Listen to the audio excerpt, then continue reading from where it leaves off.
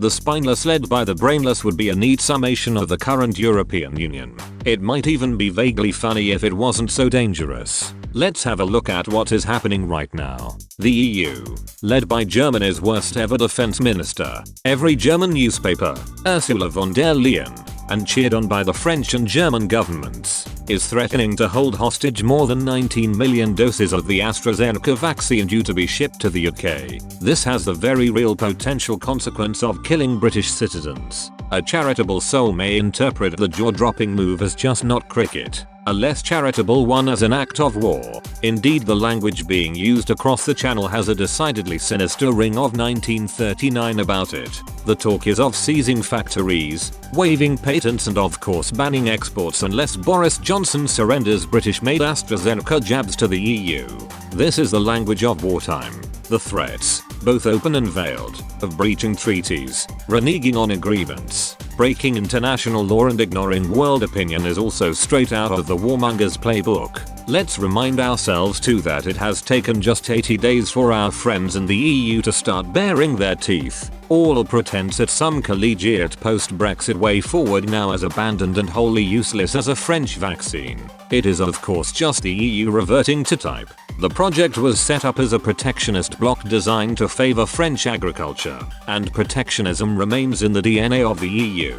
This is a given, but it goes further. Anything which makes the EU project look bad, like Britain's spectacular success in vaccinating its population, must be attacked and snuffed out. My colleague Carol Malone yesterday noted the modern EU has more than a whiff of the Soviet Union about it, and it really does. There is something abroad in Britain right now, despite the awful times we are living through, that the country is getting it right, that, irrespective of your political stripe, we have just the teeniest bit of spring in our step. Over the years we've got so used to being told Britain's best days are behind her that we believed it. We were told our past was terrible and our future even worse. But I can't help feeling there's a new optimism, buoyed by the vaccine success, that we've been sold up, and maybe our best days are just beginning. A neighbor and friend with a healthy self-image might well be saying, well done you guys. You go Britain.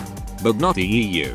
In a very Soviet way, Brussels knows the promise of the EU and the actuality are two very different things. And in the same way the Soviet population could never be allowed to see US successes, Brexit Britain powering ahead must also be stopped, even if this means spreading lies as Charles Michel and Emmanuel Macron have happily been doing. Brexit Britain provides an existential threat to the entire EU house of cards. It will only take one or two countries to follow Britain's lead and the whole thing comes tumbling down.